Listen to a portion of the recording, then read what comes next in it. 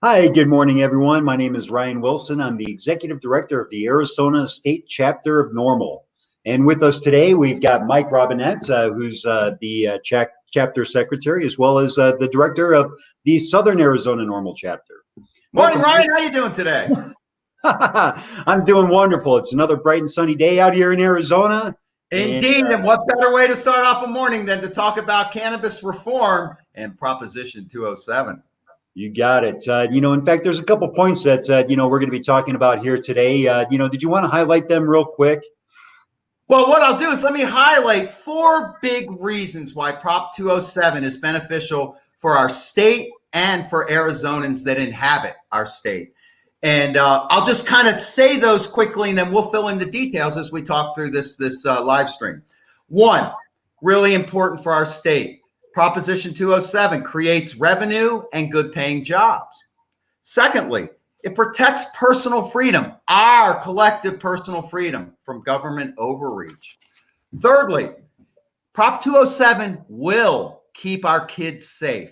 And lastly, what we're all big fans of from criminal justice reform is Prop 207 offers Arizonans who have had minor level marijuana convictions in the past the capacity to have those records expunged and sealed. And we're really big on the expungement aspect of Prop 207. That's right. So when we're talking about, creating revenue and good paying jobs, jobs and revenue, I mean, those are two big main pieces here to, Prop 207. And I know that, even from the job perspective here, there's been a lot of jobs created across America, that are legal, that pay better. Mike, do you have some of the stats on that? I do. Actually, in 2020 in the United States, there are 243,000 lawful cannabis jobs just in the United States of America in 2020.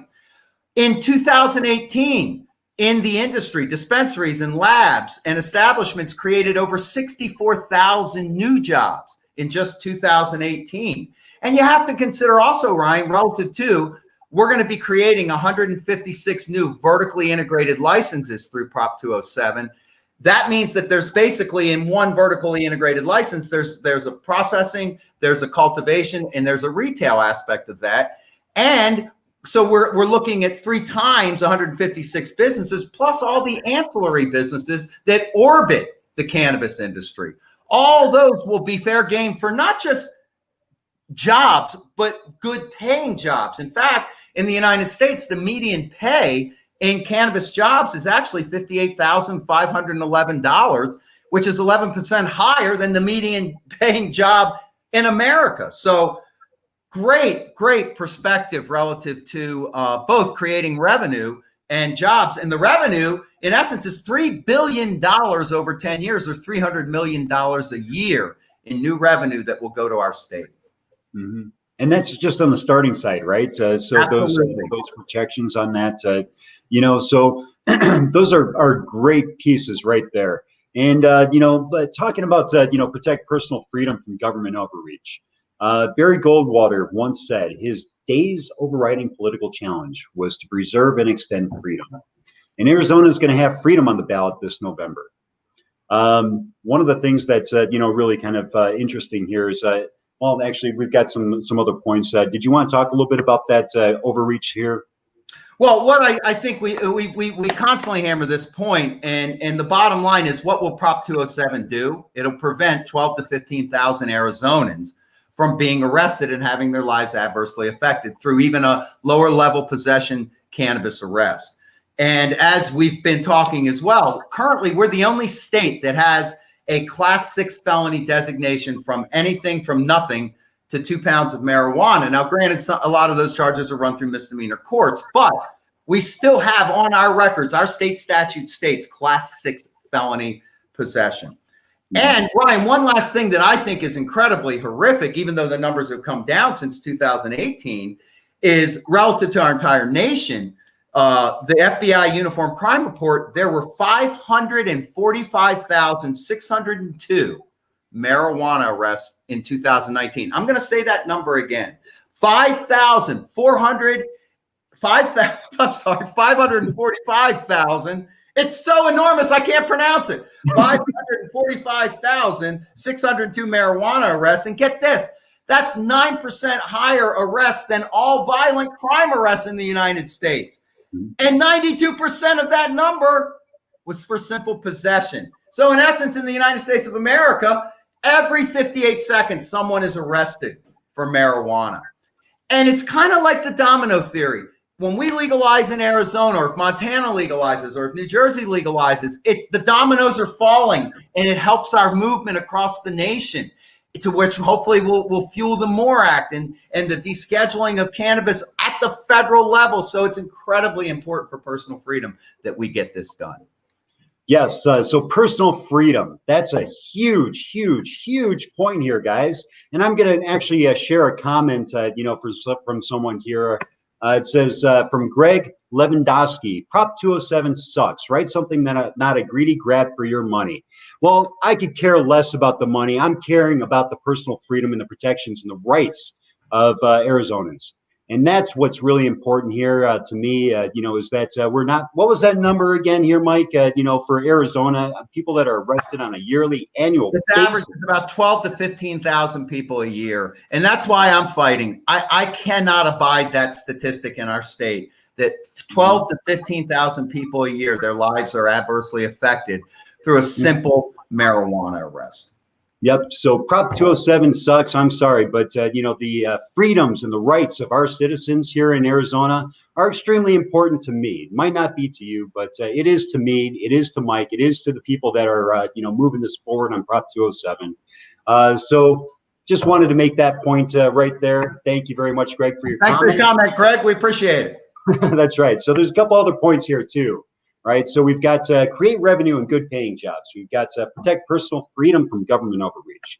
And next point that you brought up was keeping our kids safe. You want to talk a little bit about classic whataboutism argument from the prohibitionist side, the ever popular, the ubiquitous. What about the children? Well, at Arizona NORML and Southern Arizona NORML, I'm a retired high school teacher. I do not support cannabis use with teenagers or kids. None of us do. It's irresponsible.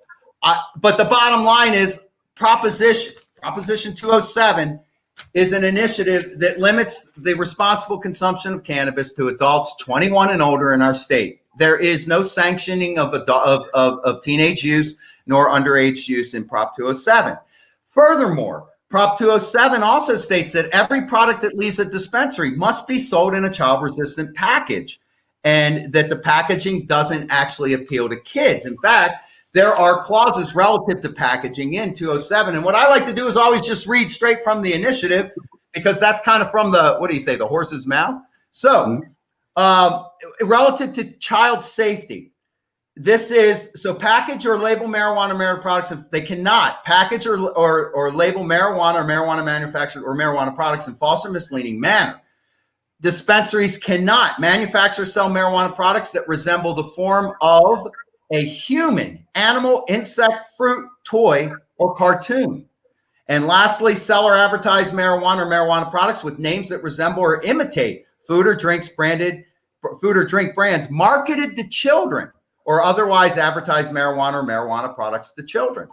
So with a 21-year-old limit, with packaging that will not market to children, and with child-proof packaging, and then supplement that with the concomitant fact that teen use is down in marijuana legalized states, Prop 207 is safe for Arizona kids. Yeah, it's a hell of a lot better than your kids going over to the local black market, because it exists. That's one thing that is absolutely huge here, is that this is meant to reduce and eliminate as much as possible with the black market, the illicit market here. So when it's regulated, right? You want to keep your kids safe. Let's put some processes in place around this instead of just throwing them in jail. How about that? Right? Totally agree with you, Ryan. And like we said, it's paramount that we keep kids safe, and Smart and Safe does that. Absolutely. And then the expungement of records of unfairly convicted people across the state. What does that look like?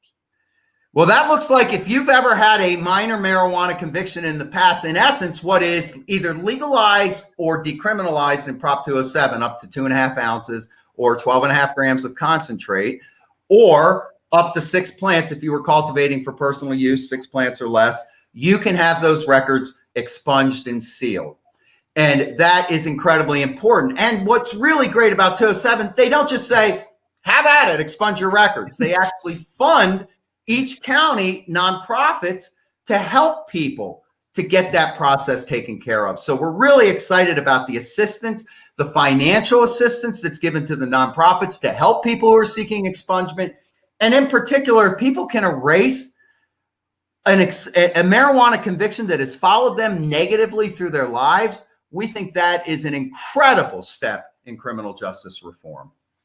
Absolutely. I know that, a lot of people, in fact, we've got a member of our board who's been adversely affected by a small, less than 0.5 gram, possession charge, that's, really kind of screwed, his chances at getting any sort of a job, for actually, since he's an engineer, right? And so he cannot get a job in his field because of that 0.5 gram conviction. Yep. And so, there's a lot of things that go along with that, including, the attorneys, like the Maricopa County attorney race that's happening right now. One of the things that they do is that they still charge you, even though, there's been some, other adjustments that have been made recently here. They still charge you, and then it's up to you to be able to prove that you had a valid card, or if, there was something, that was, you were following the laws and the guidelines. We need to make sure that, that doesn't happen moving forward, that people aren't getting charged with these low-level offenses. And that's going to be a huge focus of Prop 207 is, freeing up the time of our prosecutors to focus on going after the people that are creating really unsafe. Real crime. Yes, real crime. Exactly. It's a huge thing here, guys. So thank you all for your time. Those are some very good bullet points, and I just wanted to bring those up. I know Mike did too. We were talking here this morning and thought that, just hitting those points, would be something that's, just absolutely wonderful to do. So we appreciate everyone. Y'all have a wonderful rest of your day. Thank you, Mike Robinette. Thank you, Ryan Wilson. All right. We'll talk to you guys all tomorrow. Have a great